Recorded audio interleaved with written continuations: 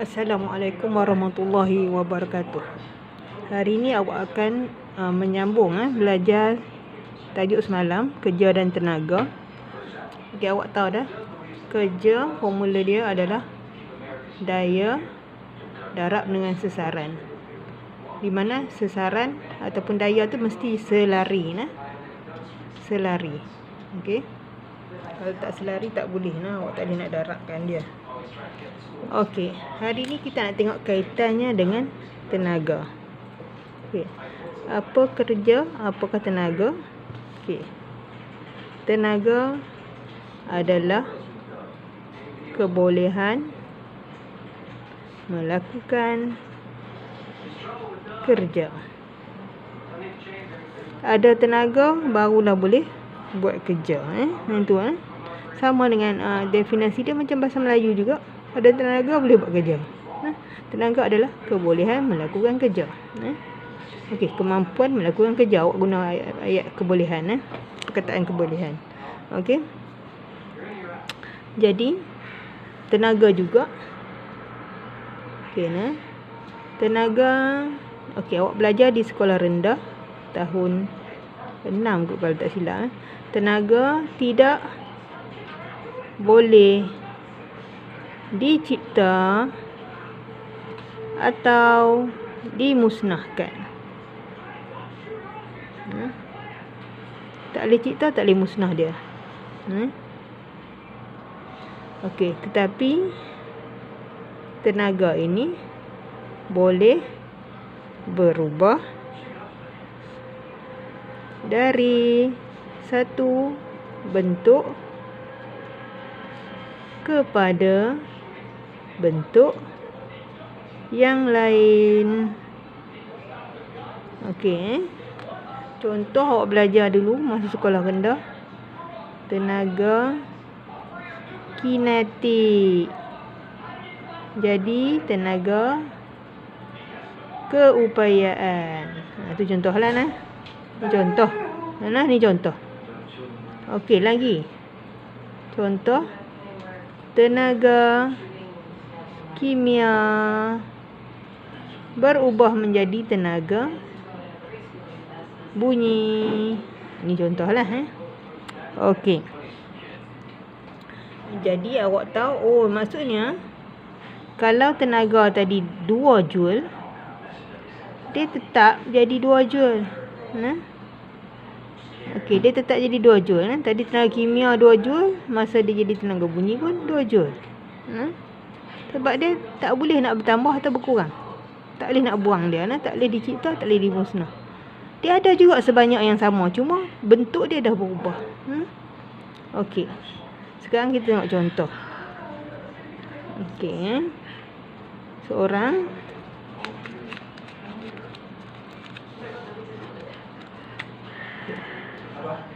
Seorang budak menaiki tangga.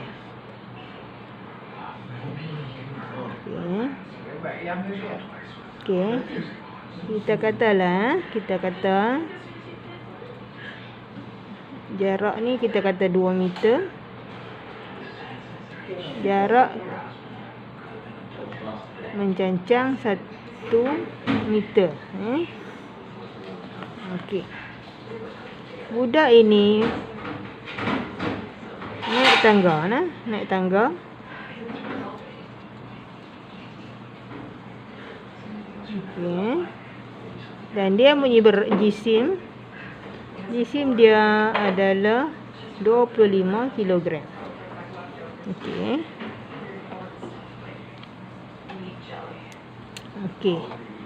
Kita nak tengok apa jadi kepada kerja dan tenaga. Awak belajar dah tadi. Kerja apa dia, formula dia? Kerja adalah daya darab sesaran pada arah yang sama. Selari. Okey. Jadi daya sekarang ni adalah daya melawan graviti, iaitu berat. Berat adalah jisim darab dengan graviti. Okey, jisim dia 25 kilo. Pejutan graviti 10 meter per saat kuasa 2. Maka berat adalah 250 Newton. Okey, budak ni naik tangga sampai sini nah. Kita tak boleh ambil yang 2 meter sebab cerita dia naik tangga lawan graviti nah. Graviti arah mencancang, ketinggian pun mencancang, selari nah. Jadi tak boleh ambil ni. Kalau ambil ni, dia bukan selari. Yang ni adalah serenjang nah, 90 darjah. Tak boleh ambil ni. Awak kena ambil yang ni. Jadi kerja adalah 200 tadi apa? Daya darab sasaran iaitu 250 Newton darab 1 meter dapat 250 Newton meter ataupun 250 joule. Okey. Okey. 250 joule ni apa berlaku?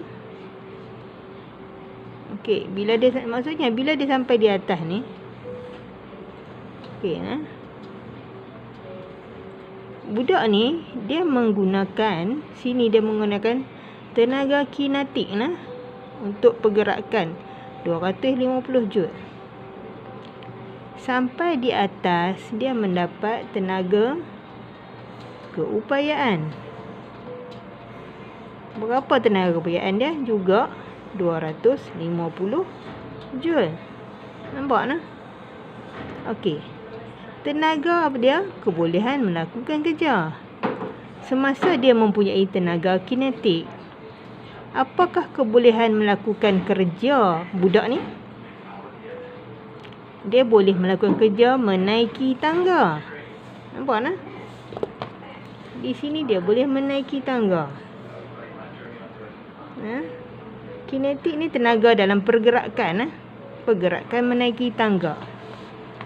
Dia dah sampai atas ni, kalau ikut-ikut tak ada tenaga dah. Tak, dah letih dah. Tapi dia ada tenaga keupayaan.